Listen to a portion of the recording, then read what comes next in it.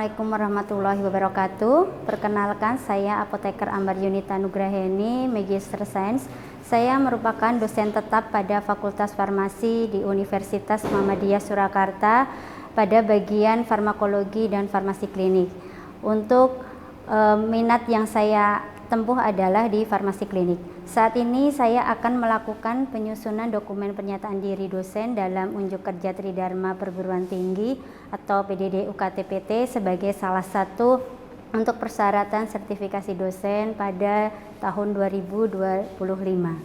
Pada kesempatan ini saya akan memaparkan salah satu mata kuliah yang saya ampu pada semester genap tahun 2024-2025, yaitu mata kuliah farmakoterapi 2.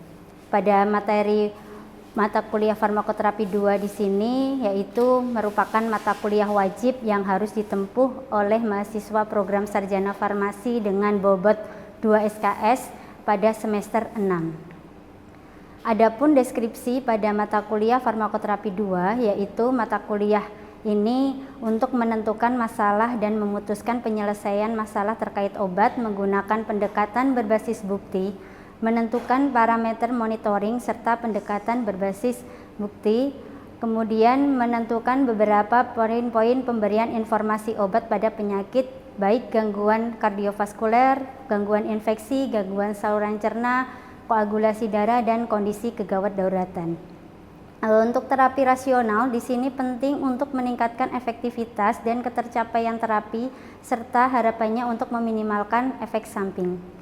Pada mata kuliah farmakoterapi 2 ini, capaian pembelajaran yang diharapkan yaitu mahasiswa mampu melakukan pemilihan strategi terapi rasional pada berbagai kondisi penyakit dengan berdasarkan bukti evidence-based medicine. Kemudian mampu melakukan evaluasi terhadap masalah terkait obat dengan pendekatan berbasis bukti. Adapun sub CPMK yang diharapkan untuk mata kuliah ini yaitu bertujuan untuk mahasiswa mampu melakukan pemilihan terapi obat, kemudian mampu melakukan penyusunan informasi terkait terapi obat, kemudian melakukan evaluasi terkait masalah dari beberapa penyakit, kemudian untuk menetapkan dari parameter monitoring terapi. Untuk metode pembelajaran yang saya terapkan pada perkuliahan di farmakoterapi 2 yaitu yang pertama melalui ceramah interaktif dengan tujuan untuk memberikan pemahaman kepada mahasiswa terhadap patofisiologi, etiologi, terutama tata laksana serta monitoring dalam terapi. Kemudian yang kedua melalui studi kasus, di mana studi kasus ini harapannya dapat memberikan gambaran kasus real kepada mahasiswa.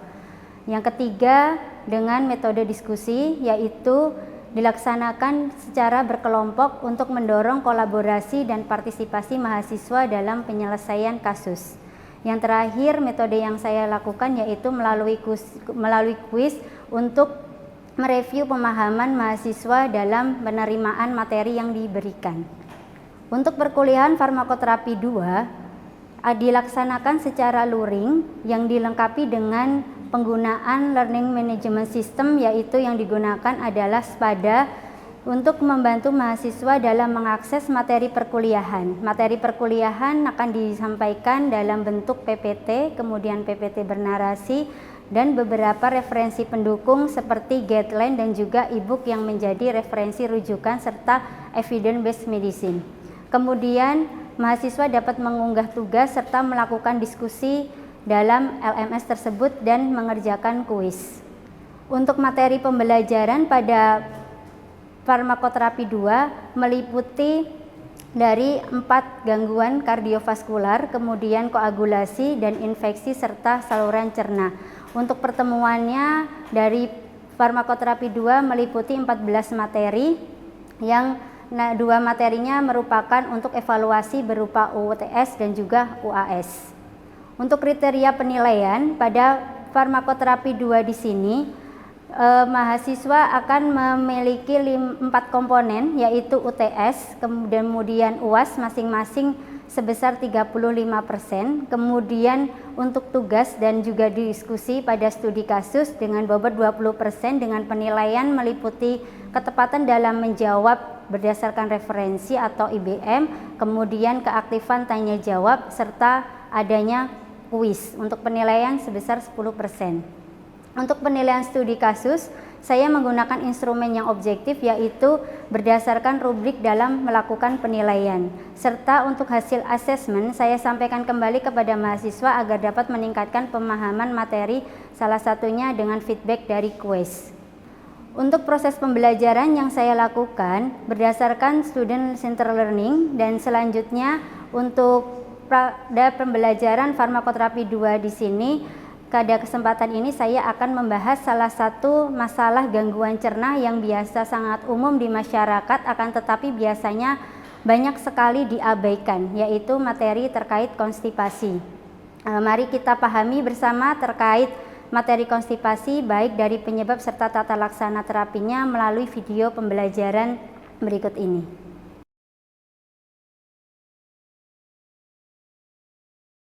Assalamualaikum warahmatullahi wabarakatuh. Waalaikumsalam warahmatullahi wabarakatuh. Ya, alhamdulillah kita ketemu lagi pada farmakoterapi 2 kayak gitu ya, mata kuliah farmakoterapi 2. Mungkin saya melanjutkan dari materi yang minggu lalu sudah kayak gitu ya, masih kaitannya dengan gastrointestinal. Ya, ingat materi yang kemarin adalah terkait mual muntah kayak gitu ya. Nah, tetapi di sini untuk yang kali ini kita melanjutkannya masih ke arah gastrointestinal, tetapi yaitu di konstipasi. Ya, nanti untuk materi farmakoterapi 2 konstipasi bisa kalian rujuk dari referensi, terutama nanti pakai di Piro kayak gitu ya. Saya rasa sudah pada memiliki, kemudian nanti bisa dengan pedoman yang ada di Indonesia. Salah satunya punyanya Perhimpunan Dokter Gastroenterologi, ini tahun 2023 kayak gitu ya. Kemudian di sini mungkin saya akan memaparkan salah satu materi yang nanti akan saya sampaikan. Di sini yang pertama yaitu definisi, kemudian ada etiologi, faktor resiko, tujuan terapi, tata laksana, studi kasus maupun review. Ya, sebelum kita mulai pembelajaran kayak gitu ya, kayaknya biar lebih rileks kayak gitu ya. Nah, silakan nanti bisa kalau misalkan ada beberapa pada saat saya menyampaikan materi ada yang mau langsung ditanyakan, silahkan kayak gitu ya. Jadi untuk pembelajaran kali ini kita langsung secara interaktif saja, seperti itu ya. Oke. Untuk capaian pembelajaran saya ulangi terlebih dahulu ya. Ini mungkin kalau fokus utamanya karena konstipasi, berarti salah satu tujuannya nanti harapannya di sini mahasiswa mampu memilih terapi obat berdasarkan pedoman terapi. Tadi pedoman terapinya sudah disampaikan dari referensinya, kemudian melakukan penyusunan informasi. Nah, nanti karena ada beberapa obat terkait edukasi dalam penggunaan obat, terutama konstipasi, walaupun konstipasi ini adalah sepele kayak gitu ya, tetapi ada penggunaan obat yang spesifik kayak gitu. Nah, nanti mungkin bisa dipertimbangkan. Kemudian di sini nanti evaluasi terhadap masalah terkait pengobatan, ini nanti kita lakukan salah satunya adalah dengan studi kasus, kemudian penetapan parameter monitoring kayak gitu ya, karena tugas salah satu apoteker adalah untuk memonitoring keberhasilan maupun meminimalkan efek samping dari penggunaan obat, seperti itu. Saya review sedikit. Nah, mungkin kalau kemarin terkait nausea, vomiting atau terkait emesis kayak gitu ya, mual muntah, itu juga masih ada hubungannya dengan gangguan saluran cerna, seperti itu ya. Hal yang sama di konstipasi. Mungkin saya tanya dulu, apakah di sini sudah ada yang pernah atau mengalami konstipasi? Ada? Pernah? Pernah. Kira-kira karena apa? Penyebabnya tahu? Apa Mas? Oh, kurang makan serat kayak gitu ya, kurang minum ya, karena sibuk praktikum kayak gitu ya. Oke, selain itu ada lagi apa? Mau ujian biasanya kayak gitu ya, mau ujian stres kayak gitu ya. Stres jadinya apa? Salah satunya dampaknya jadi konstipasi juga. Nah, salah satu itu juga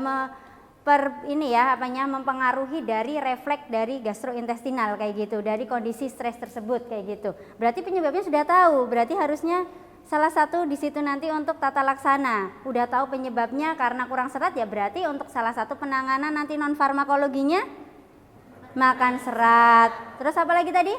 Minum karena kurang minum. Nah, dari sini yang sudah bisa ya untuk perhatikan untuk penggunaan makanan maupun minum. Kemudian saya mungkin tanya, kalau tadi salah satu yang perlu dipertimbangkan adalah nausea, vomiting sama konstipasi itu mirip kayak gitu ya, sama-sama gangguan dari gastro. Kira-kira yang mirip apanya?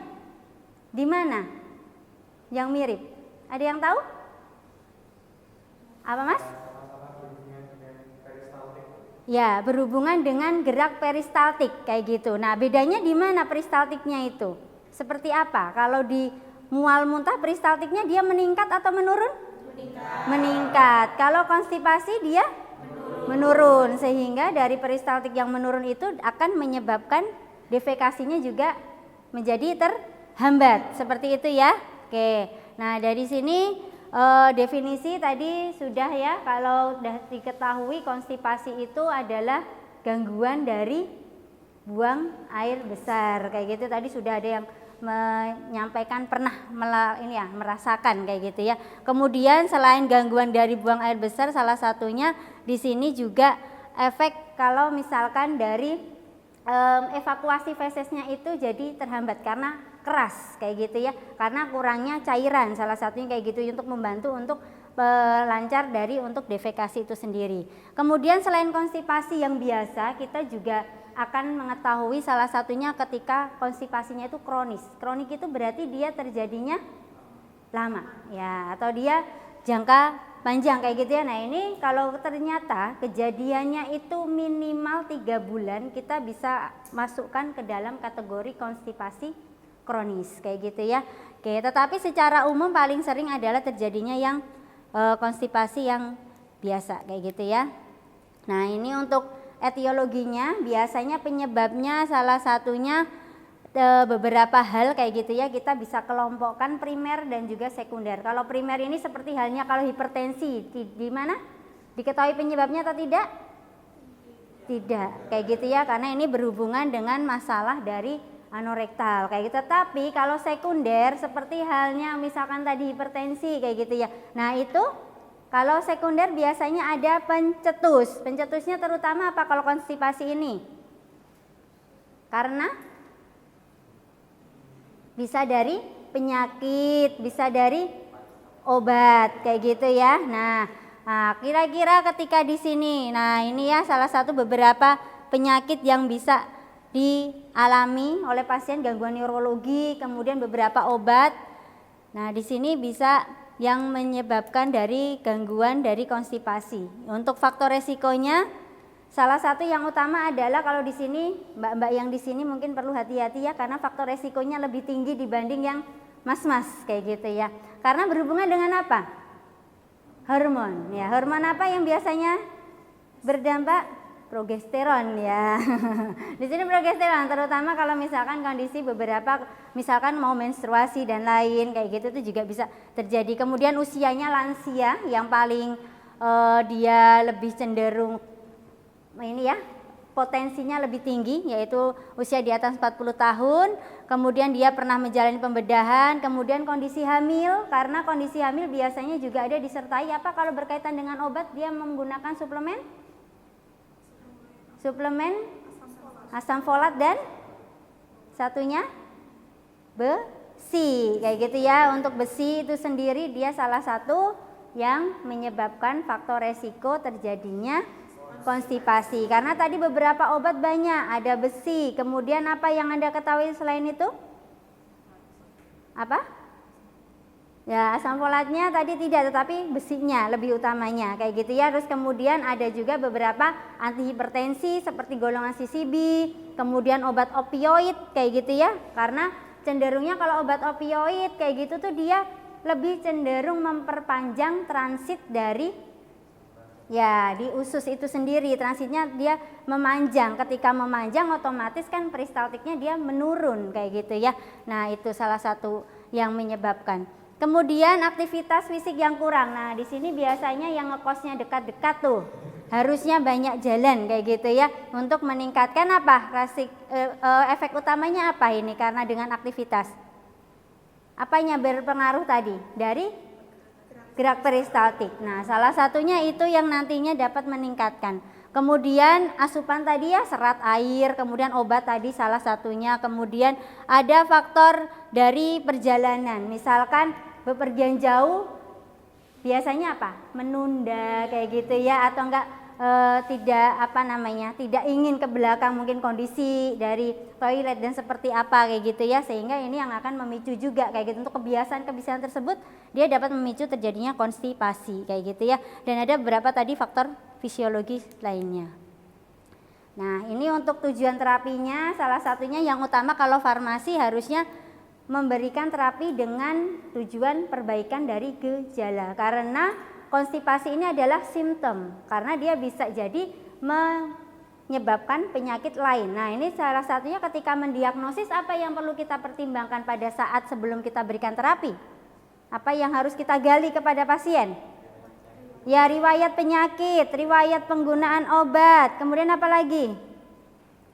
Ya tadi usia kayak gitu ya, karena ada beberapa pertimbangan ketika kita memilih terapi kayak gitu ya. Nah, di sini kalau untuk perbaikan gejala kita melihat tadi dia karena apa penyebabnya. Nah, penyebab itu yang menjadi dasar dari konstipasi itu yang harus kita eliminasi seperti itu.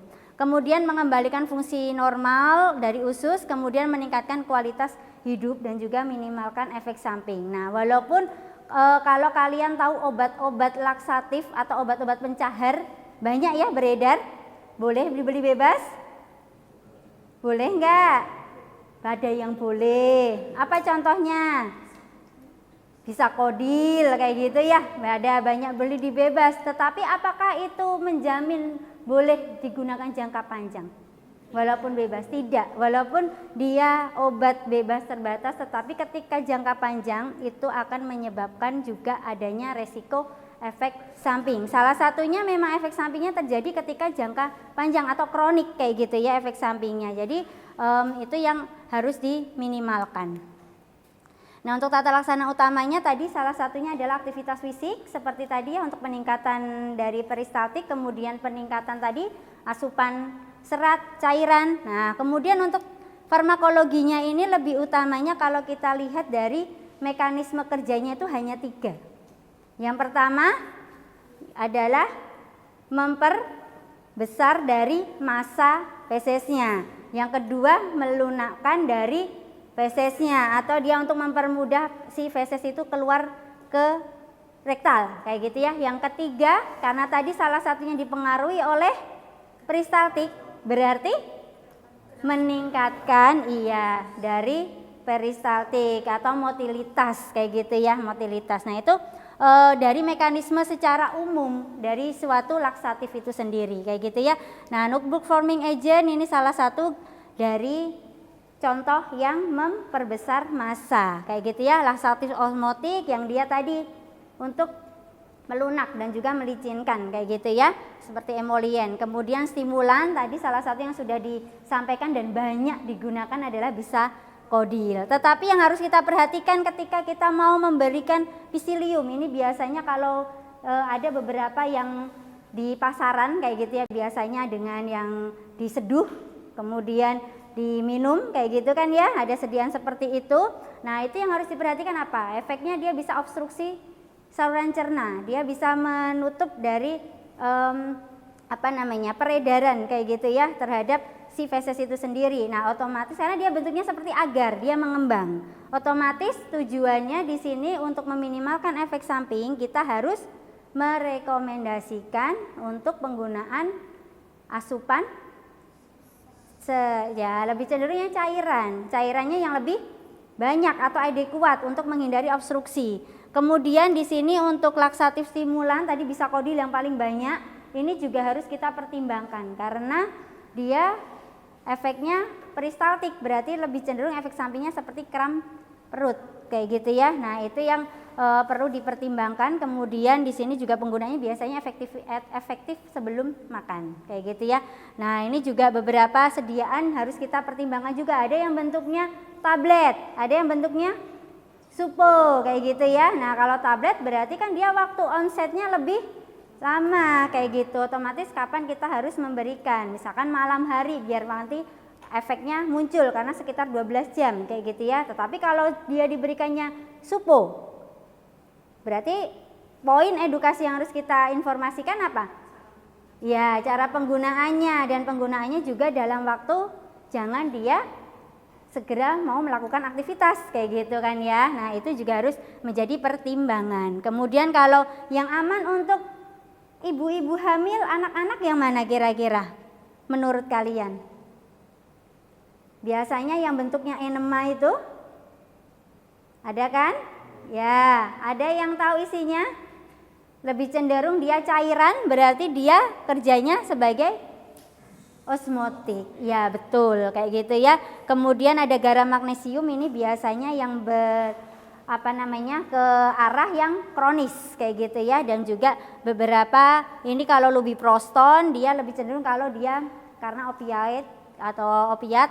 Kemudian ada elokbisita, tetapi ini memang di Indonesia belum beredar kayak gitu ya. Kalau garam magnesium biasanya kuras lambung dan lainnya juga bisa dimanfaatkan. Oke, nah ini bisa Anda lihat nanti untuk tata laksana. Memang yang utama yang pertama pada saat konstipasi adalah sarannya dengan non farmakologi, baru kalau tidak efektif kita bisa lakukan dengan treatment medikamentosa atau dengan pemberian terapi farmakologi kayak gitu ya.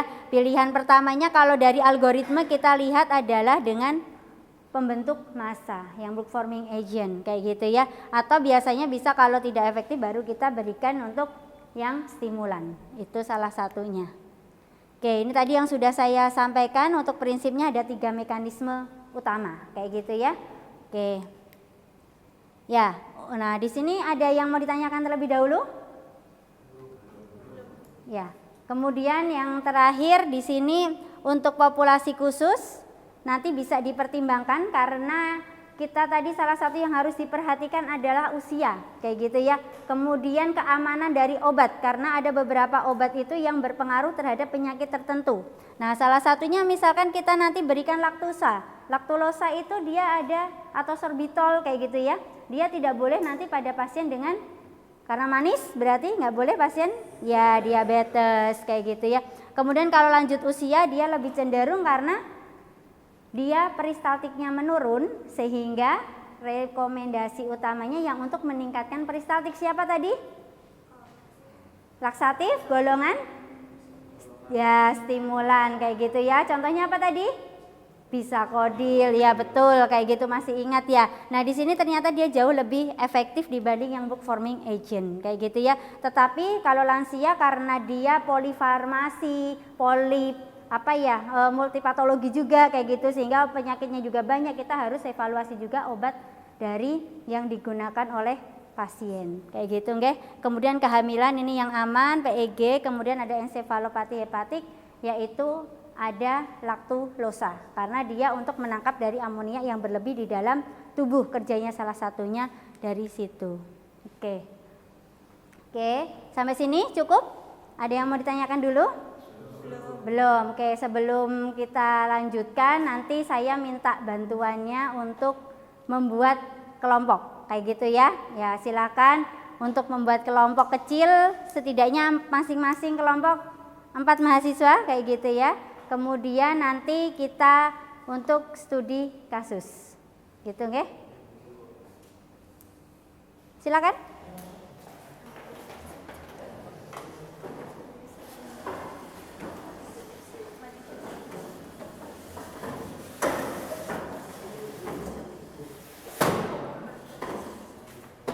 Oke, ya.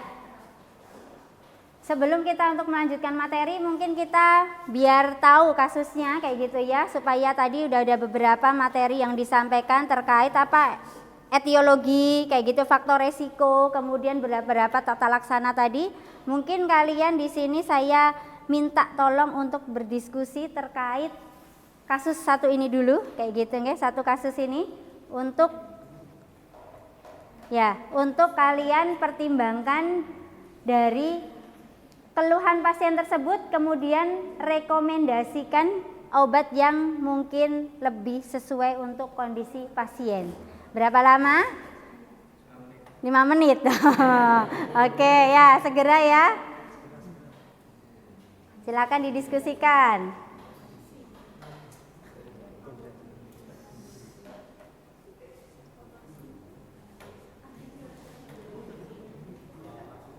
Oh iya, oke. Sudah ya? Ya. Oh belum? Oh sudah. Oke, kan di sini kita diskusikan dari kasus satu dulu, kayak gitu ya. Kasus atau pertanyaan yang pertama terlebih dahulu yaitu kaitannya dengan penyebab. Kira-kira pasien di sini adalah pasien perempuan usia 67 tahun, dia mengalami susah buang air besar. Nah, pasien ini kondisinya sedang rawat inap kayak gitu ya dan mendapatkan beberapa pengobatan kayak gitu. Kemudian kalian karena sebagai farmasis berarti diminta untuk memantau, untuk mengevaluasi kira-kira kenapa kayak gitu dan apa yang bisa kalian rekomendasikan. Ada yang dari kelompok, salah satu kelompok bisa menanggapi dulu satu. Silahkan. Silahkan, siapa dulu dari kelompok mana? Kelompok satu dulu ya. Ya, kelompok satu dulu, silahkan. Ya, apa kira-kira yang menyebabkan keluhan pasien? Penggunaan tramadol. Kenapa tramadol? Tramadol golongan apa, Mbak? Opioid. Iya, tadi obat opioid dia ya menyebabkan atau drug induce kayak gitu ya, dia memicu terjadinya konstipasi. Ingat tadi untuk mekanismenya kenapa dia bisa menyebabkan konstipasi? Iya, dia menurunkan peristaltik itu karena perpanjangan dari transit ya. Obat yang dicurigai tramadol. Ada lagi kelompok lain? Selain tramadol ada lagi tidak? Ya, apa? Amlodipin. Amlodipin adalah golongan obat CCB. Itu juga salah satunya yang dapat memicu terjadinya konstipasi. Terutama faktor resikonya apa yang ada di pasien ini? Ya, pasiennya lansia, kayak gitu ya, pasiennya juga lansia sehingga harus diwaspadai. Oke, kemudian lanjut yang kedua. Karena lansia berarti ada kondisi khusus nih untuk pemilihan obatnya kan ya. Nah, obat yang bisa direkomendasikan apa ini? Kira-kira kelompok yang satunya yang belum nih. Obat yang bisa direkomendasikan itu stimulan laksatif dan laktulosa. Oke, kalau stimulan laksatif apa yang disampaikan? Yang bisa direkomendasikan? Untuk stimulan laksatif yaitu mekanismenya meningkatkan peristaltik karena pada pasien lansia aktivitas fisik menurun. Oke. Peristaltik menurun. Ya, jadi di sini peristaltiknya mana menurun, jadi lebih cenderung rekomendasinya adalah yang tadi stimulan kayak gitu ya. Oke, kemudian di sini tadi salah satu alternatif lainnya bisa penggunaan laktulosa karena pasien juga tidak ada diabetes kayak gitu ya. Oke. Nah, nanti untuk di sini salah satu kasusnya kayak gitu ya, tadi sudah didiskusikan, sudah baik sekali kayak gitu. Dan nanti untuk ada beberapa kasus lagi nanti bisa didiskusikan melalui ya Spada kayak gitu ya. Nanti diskusi boleh secara kelompok, terus kemudian nanti bisa mereplay apa yang sudah disampaikan oleh kelompok lain. Seperti itu ya. Oke. Terima kasih. Kemudian untuk di akhir sesi nanti akan ada kuis. Silahkan nanti juga bisa diakses. Saya kasih batas waktu sampai berapa lama? Oh, 2 jam saja kayak gitu ya. 2 jam saja kayak gitu, nanti silakan bisa diakses juga melalui Spada. Nah, itu nanti untuk feedback untuk salah satunya kalian pemahamannya sudah sampai mana, dan di Spada bisa kalian akses juga materi sebenarnya sebelum pertemuan selalu sudah saya unggah di Spada, kalian bisa melihat. Dan di sini di konstipasi sudah ada juga PPT bernarasi. Kalau tadi secara penyampaian masih ada yang kurang bisa disimak kembali kayak gitu ya untuk PPT bernarasinya. Oke, cukup atau ada yang mau ditanyakan? Sudah cukup, sudah jelas ya. Oke, terima kasih atas perhatiannya. Semoga bermanfaat dan nanti bisa diaplikasikan untuk praktek kayak gitu ya. Terima kasih, saya akhiri. Wassalamualaikum warahmatullahi wabarakatuh.